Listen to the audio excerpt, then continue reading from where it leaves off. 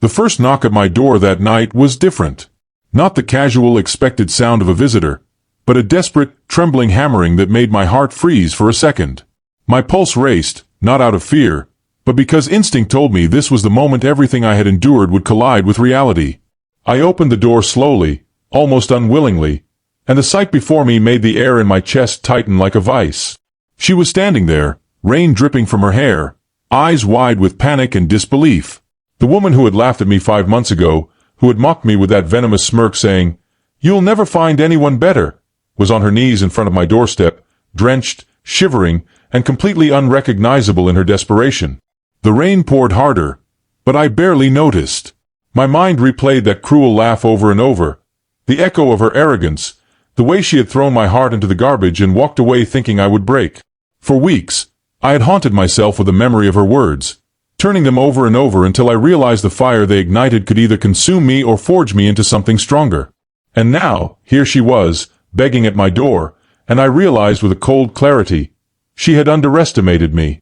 I stepped aside, letting her see me fully for the first time in months. I was not the broken, desperate man she had mocked. I was taller, sharper, my gaze steady and impenetrable. Behind me, my new companion's hand found mine, warm and reassuring. She could only stare, the full weight of her mistakes crushing her. My heart had been healed in ways she could never comprehend, and the presence of someone who truly valued me was proof that she was no longer the center of my world.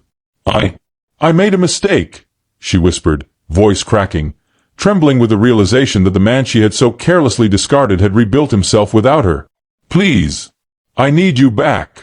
Her words were frantic, pleading, but they held no power. I let her struggle in her own guilt, let the silence stretch, each second a dagger to her pride. "Do you think you can just walk back into my life after everything?"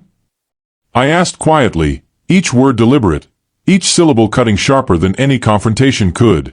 She flinched, the arrogance gone, replaced by the raw vulnerability she had never shown.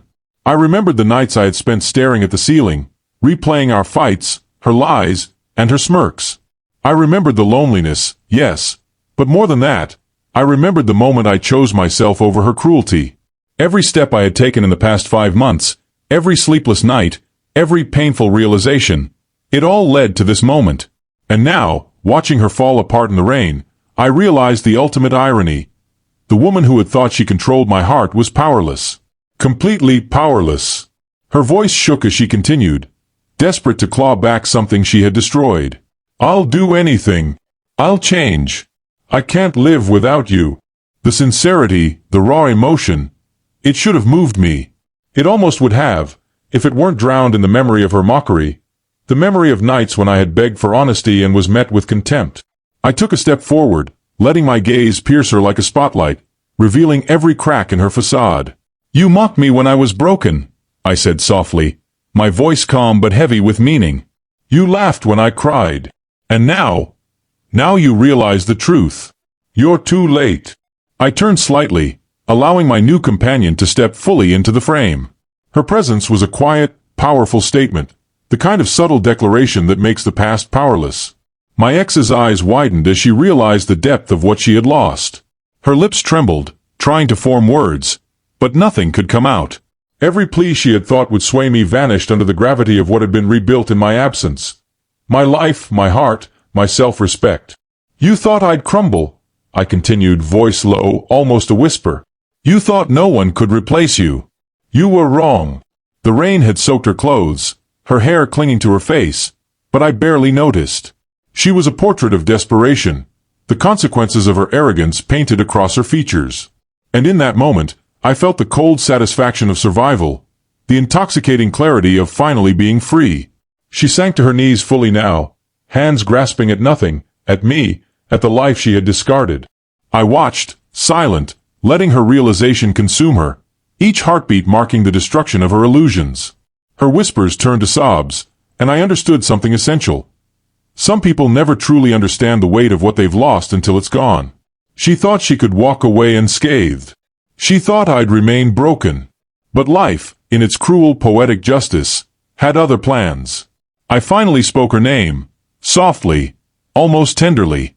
"You had your chance. You walked away. And now, I'm not yours anymore." The words fell like stones into a pond, rippling through the stormy night. Her sobs grew louder, but they no longer touched me. I was untouchable. I had rebuilt my heart, fortified it with self-respect, patience, and resilience. And in that moment, the rain was no longer cold. It was cleansing, washing away the remnants of the past she had once ruled. I closed the door gently, deliberately, leaving her kneeling in the rain, a figure of broken pride and shattered dreams. Behind the door, my new companion squeezed my hand, warmth radiating reassurance, the unspoken promise of a future she could never steal. I leaned against the door for a brief moment, letting the storm outside reflect the storm that had once raged within me. Then I stepped back into the warmth of my new life, knowing fully that some losses are deserved, and some victories are earned in silence. 5 months of pain, silence, and rebuilding had led to this perfect, terrifyingly beautiful justice. She had mocked me. She had walked away believing I'd crumble. She had laughed at my tears. And now, she was nothing but a memory, a cautionary tale of arrogance, left to drown in the consequences of her own choices. I had survived. I had thrived.